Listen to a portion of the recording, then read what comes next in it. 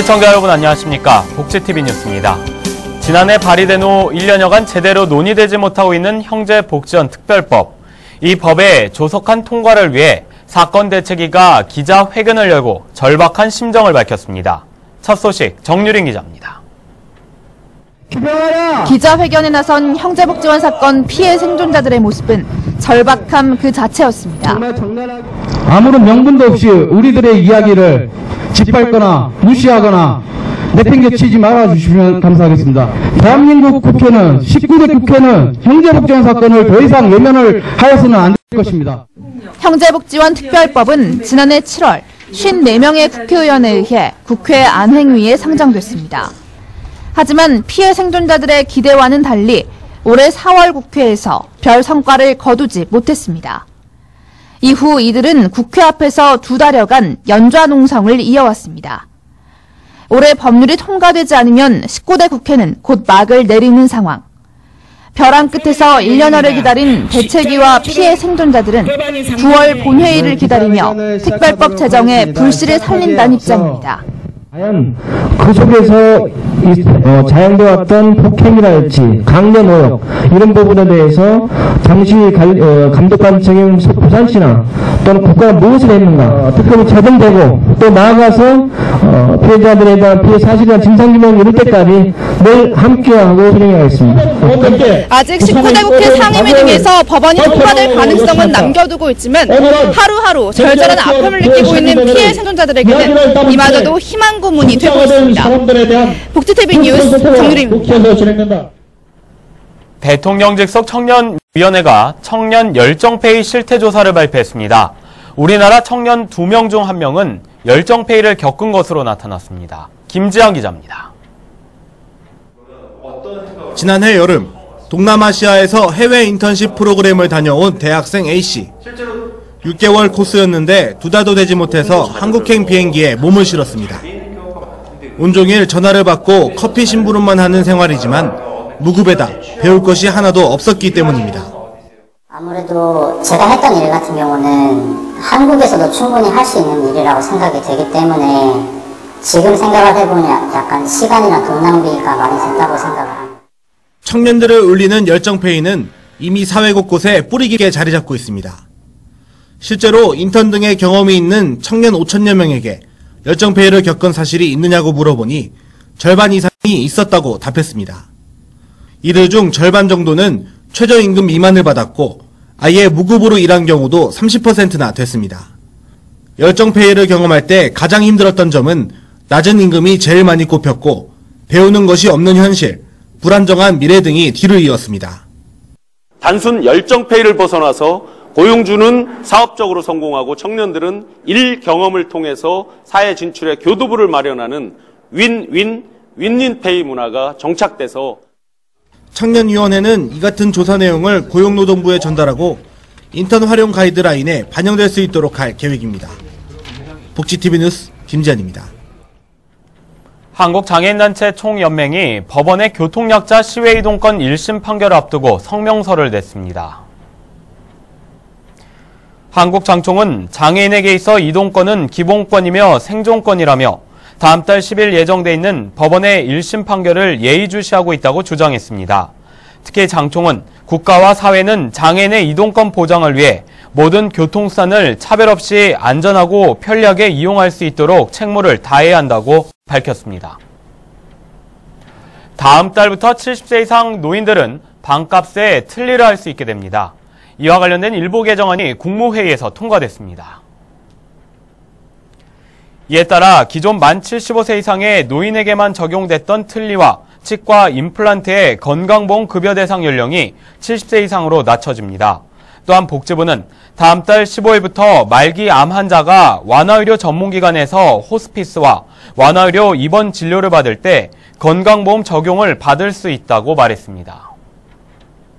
이 분당과 아픔의 상징인 DMZ가 새로운 의미로 재조명돼 생태계 관광과 더불어 평화를 상징하는 곳으로 변화하고 있습니다. 김소영 기자입니다. 6.25 전쟁 후 정전 협정에 생겨난 군사적 비무장지대 DMZ. 분단의 아픔이 상징인 이곳이 새로운 의미로 재해석하는 움직임이 일고 있습니다. 전쟁의 폐허 속 인간의 발길이 끊기자 멸종위기 동식물들이 자연 속에서 공존하며 살아갑니다. 이제 DMZ는 평화를 전파하는 공간이자 살아있는 자연 생태계 공간으로 우리나라 환경을 대표하는 곳으로 주목받고 있습니다. 지난 2일에는 DMZ를 자전거로 달리는 뚜르드 DMZ 행사도 열렸습니다. 김포시에서 강원도 고성까지 하나로 있는 평화통일 종주 코스를 공동 개발해 역사와 문화, 관광자원으로 발전시킨다는 계획입니다. 광복 70주년을 맞아 통일을 기원하며 DMZ에 대한 관심이 확산되는 가운데 경기도와 경기도 문화의 전당이 오는 9월 열리는 DMZ 2.0 음악과 대화 출범식을 가졌습니다. 아픔과 분단을 상징하는 DMZ에 새로운 의미를 부여해 포럼과 음악을 어우러지는 복합문화예술 프로젝트로 풀어가겠다는 겁니다.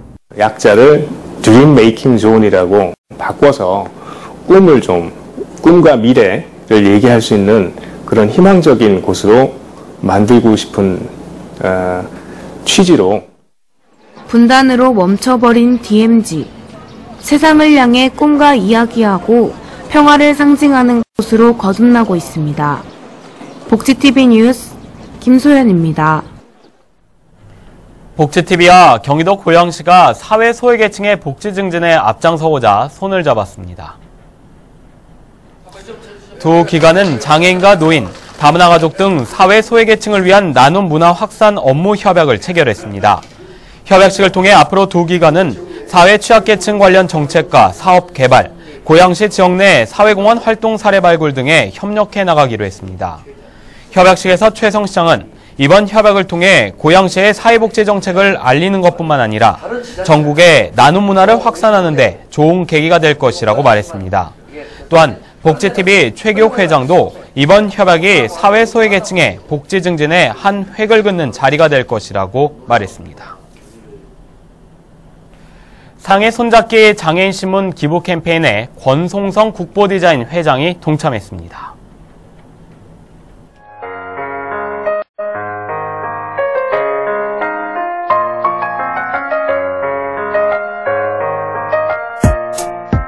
사랑의 손잡기를 한다고 해서 참 너무나도 감회가 깊어서 적은 성이나마 조금 손잡기 동참을 하게 되었습니다. 근데 이제는 장애인을 위해서 이렇게 헌신적으로 참 장애인 방송국에서 장애인 신문사에서 이렇게 한 것을 보고 부족한 국민으로서 보고만 있을 수 없어서 적어나마 저렇게 참여하게 되었습니다. 또 소녀 가장들도 제가 많이 참 보이지 않게 헌신을 한 일이 많이 있습니다. 그래서 참 오늘은 정말로 뜻깊게 생각합니다. 이 장애인을 약한 자들을 위해서 제 성의껏 남는 여생 이렇게 도와주면서 살아가겠습니다.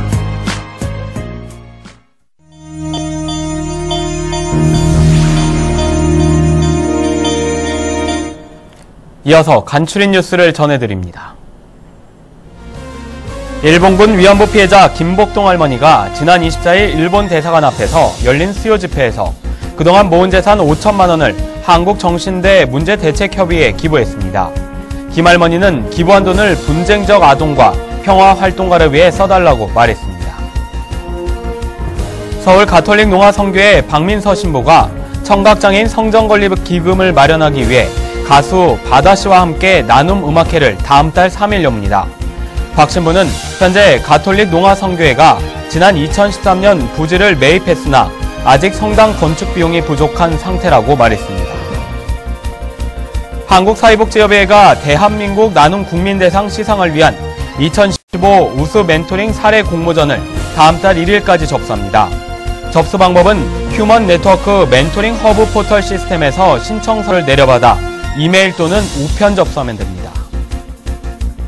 서울시가 119 개념의 한옥 응급센터 기능을 갖춘 한옥지원센터를 종로구 개동에 오는 7월 개소합니다.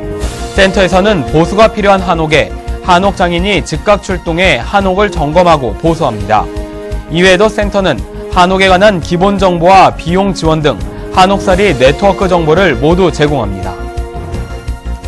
가평군이 중증장애인의 일자리 창출에 기여하고 자립 기반 확대를 위한 꿈앤 아하 카페 위탁 협약식을 가졌습니다. 카페는 가평 읍사무소 부지에 조성될 예정이며 바리스타 기술이 있는 중증장애인 2명이 참여합니다. 강원도 평창에 위치한 올림픽 한옥 호텔 고려궁에 최문순 강원도지사가 방문했습니다. 최 지사는 고려궁을 방문해 올림픽과 연계할 수 있는 방안을 최교욱 회장과 이야기 나눴습니다. 강원도 평창군 대관령면 용산리에 위치한 호텔 고려궁은 한옥 숙박시설로 박물관과 전통문화체험관 등 부속시설이 갖춰져 있습니다.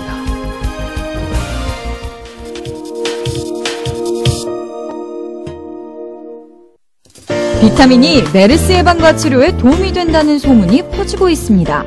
특히 비타민 D는 우리 국민의 90% 이상이 결핍일 정도여서 이 소문에 현혹되는 분들도 있는데요. 이번 시간 건강해지는 팁에서는 비타민 복용 시 주의할 점을 알아봅니다. 메르스를 예방하려면 비타민C를 식사 때마다 2알씩 먹어야 한다. 비타민C가 잠복기에 있는 바이러스를 퇴치하거나 약하게 만든다는 속설인데 이는 사실이 아닙니다. 비타민C가 어떤 감기를 예방한다던가 안 좋을 때 먹었을 때 감기의 이완 기관을 단축시킨다는 보고는 없고요.